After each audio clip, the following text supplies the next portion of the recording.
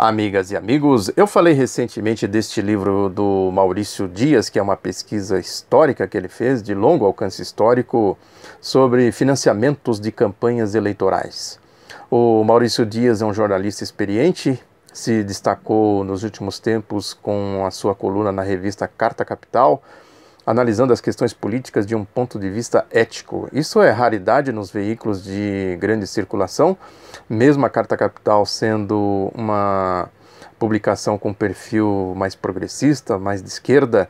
Eu tive problemas sérios com dois jornalistas, o redator-chefe, que ainda é o redator-chefe, o editor Sérgio Lírio e o jornalista Lucas Figueiredo, envolvendo exatamente esse aqui, de quem eu escrevi a biografia, o Maurício Grabois. Publicaram lá mentiras torpes, usaram o meu nome indevidamente, fizeram jornalismo à la revista Veja. Está tudo publicado no blog o outro lado da notícia.com.br que eu edito. Mas a questão que eu relembrei aqui do livro é que o Maurício Dias publicou na página 150 e 151 um documento que ele diz que circulou na Petrobras em 2000, atentem para a data. Está aqui, trechos do documento que ele reproduziu. Nessa primeira parte aqui ele fala que são usinas, negociatas envolvendo usinas, diretores da Petrobras e, entre aspas, políticos. Na segunda parte ele esclarece que são negociatas, securitização de dívidas, de usinas, e ele diz aqui, sublinhando que são usinas previamente escolhidas ou indicadas por políticos que davam apoio àqueles diretores, isto é, eram escolhidas ou indicadas em razão do pagamento da chamada cota partidária que teve nos deputados federais e tal. Aí ele apaga aqui os nomes por questões de legalidade. Mas foi o que eu falei. Se o Sérgio Moro quisesse investigar o que ele diz que está investigando na Petrobras, era só ler este livro aqui. Evitaria fazer essas papagaiadas, essas presepadas todas que ele vem fazendo. Ele, a sua laia, os boquirrotos, enfim, da Operação Lava Jato. Está tudo aqui. Isso aqui é mais uma prova. Só esse documento aqui seria suficiente para que o ex-presidente Luiz Inácio Lula da Silva fosse absolvido dessas mentiras de PowerPoint, de teoria do domínio do fato, chefe do esquema que foi implantado na Petrobras, e etc, etc. Agora é isso, né? É o espectro da Operação Lava Jato, a rataria pretoriana midiática que criou esse cordão de desinformação em torno desse espectro, e questões essenciais como essa não vêm à tona. O livro vai mais a fundo, explica, é uma pesquisa de longo alcance histórico, conforme eu disse, mas pega, por exemplo, a questão do PC Faria, quando começou toda a engrenagem a ser montada, quando essa engrenagem começou a ser montada, que resultou no Caixa Preta do Caixa 2, envolvendo principalmente a Petrobras. O escândalo que foi a eleição do Fernando Henrique Cardoso em 1994, o relatório do senador José Paulo Abisol do Clube das Empreiteiras, a reeleição do Fernando Henrique Cardoso em 1998, o escândalo todo que foi a privataria, tudo isso que a gente conhece e que eu tenho comentado aqui reiteradamente. É isso. Por que eles pegaram um caminho, foram ali e tal, com aquela história de achar o carro do diretor da Petrobras, o ex-diretor Paulo Roberto Costa, acharam o Doleiro Youssef, juntaram toda a patotinha que vinha lá do consórcio Garibaldi, da Operação Banestado, do esquema de Maringá, o Doleiro Youssef, Deltan Dallagnol, Carlos Fernando Santos Lima, toda essa gente envolvida na lama, em rolos, em negociatas e etc. E montaram tudo isso aqui para agora vamos achar, como diz o Deltan Dallagnol, para investigar a Petrobras, para investigar este governo, com aquela vozinha enjoada dele, que ele não consegue sequer ter uma postura decente ao se pronunciar, ao se comunicar, para dar um mínimo de credibilidade no que ele está falando. Aquilo que a gente viu lá no PowerPoint, uma postura de gente indecente, é isso, convicção de cínico, aí precisa quais, 171, conversa fiada, figura, enfim, desprezível, pelos comportamentos, falta de ética. A mesma coisa do Sérgio Moro, a corrupção, sabe, gente, que tem, só de olhar na cara a gente vê que não tem nenhuma credibilidade para fazer o que eles dizem que estão fazendo. E tem questões aí que são empíricas, não precisam nem de pesquisas. Essa questão do triplex aí do Guarujá, por exemplo, que ele mandou fazer um leilão. Olha só, na sentença ele diz o seguinte, está escrito, entre aspas, que os recursos devem ser destinados após o trânsito em julgado, ou seja, após o julgamento no STF, o dinheiro vai ficar numa conta, e sabe-se lá onde, caso se concretize o leilão do triplex.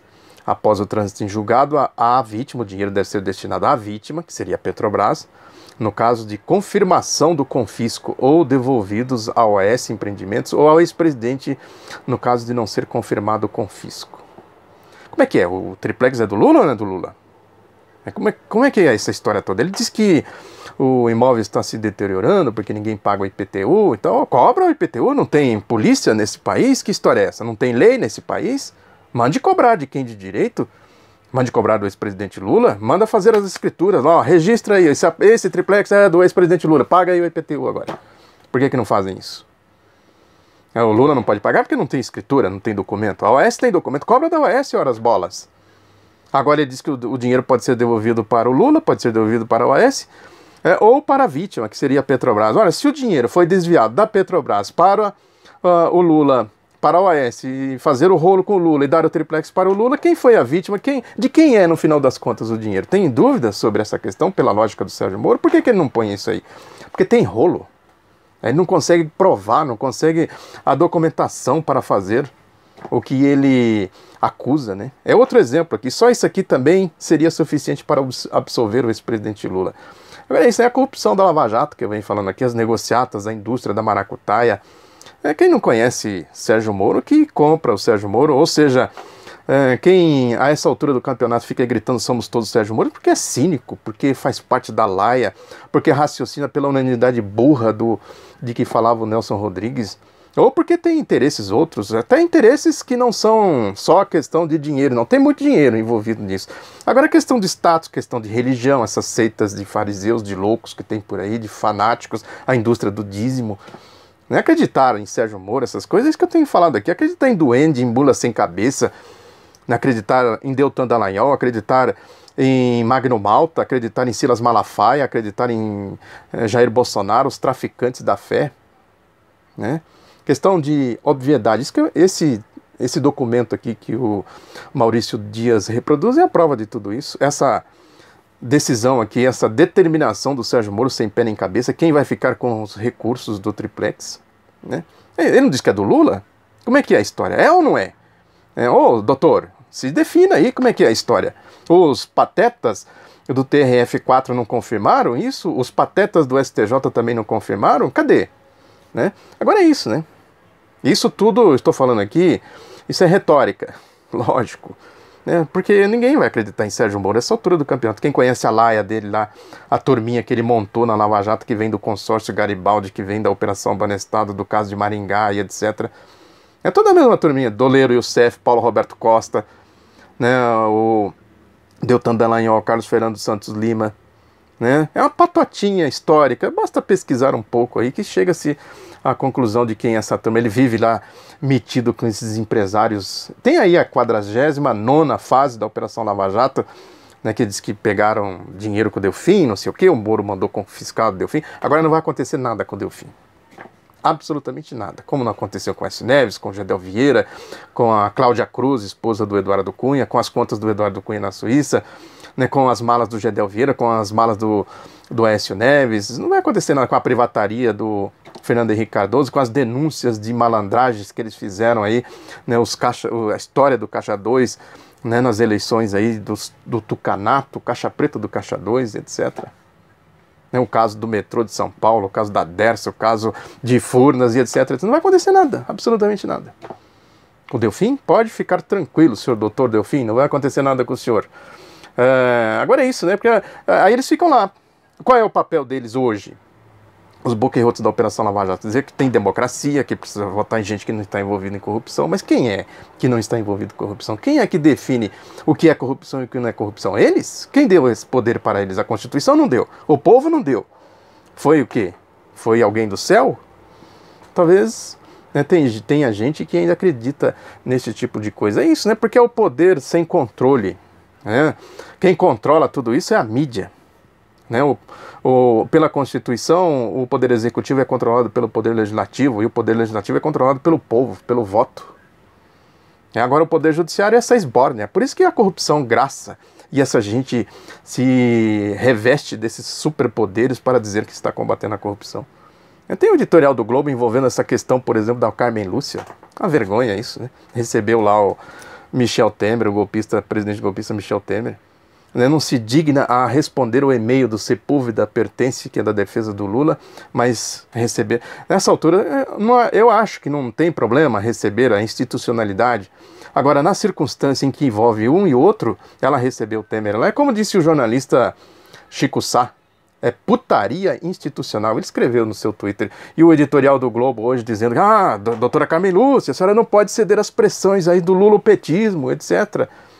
Um editorial vergonhoso, reproduzido pelos boquirrotos lá da Operação Lava Jato. Está lá nos perfis deles. Agora, essa história, por que tanta pressa na primeira instância, na segunda instância para condenar o Lula, e essa lerdeza de tartaruga, esse comportamento cágado, como disse certa vez o ministro do STF, Marco Aurélio Mello? Comportamento cágado. Eu sempre digo, né, a sílaba tônica fica a seu critério, né? Agora ela fica aí, senta em cima da coisa, diz que já distribuiu aí a agenda do até mês de abril, se eu não me engano, diz que não está lá, não consta lá. Quer dizer, seria casuísmo, ela andou dizendo por aí, teria dito, né, que é casuísmo, que ia apequenar o STF. Agora é aquilo que o jornalista Reinaldo Azevedo falou, né?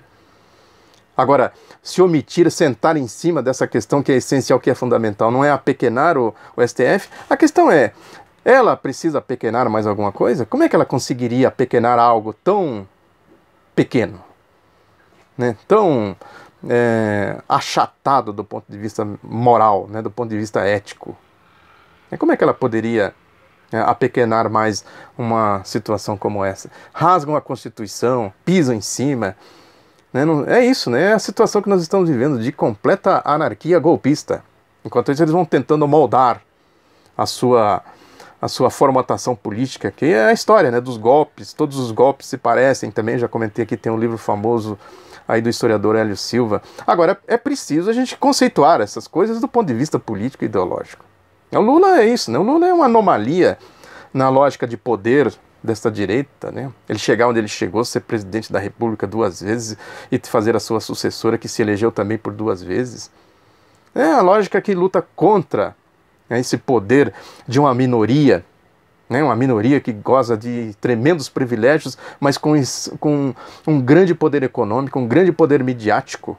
Essa minoria, contra a qual houve a abolição, a independência, a república, a Revolução de 30, as constituições de 1946 e 1988, é isso que possibilita a formação, né, de governos e de movimentos democráticos e progressistas. Por que eles atacam tanto o PT? E em outros tempos, que eles ainda usam muito isso, o anticomunismo, né? Comunista, tudo é comunista. Por que esse medo animal do PT, dos comunistas e tudo mais? Por quê? Vão para as urnas, disputem as eleições, se não fosse isso, se fosse sério, né? Entra no jogo democrático, né? Faça o jogo democrático, aquilo que o Engels dizia, a legalidade democrática para a direita é mortal. É por isso que eles fogem de tudo isso, e usam o poder econômico, o poder midiático, exatamente para exercer o seu controle. E aí se utiliza de gente sem escrúpulo, essa laia lavajatista, né, que tem o Sérgio Moro no vértice com esses comportamentos aqui.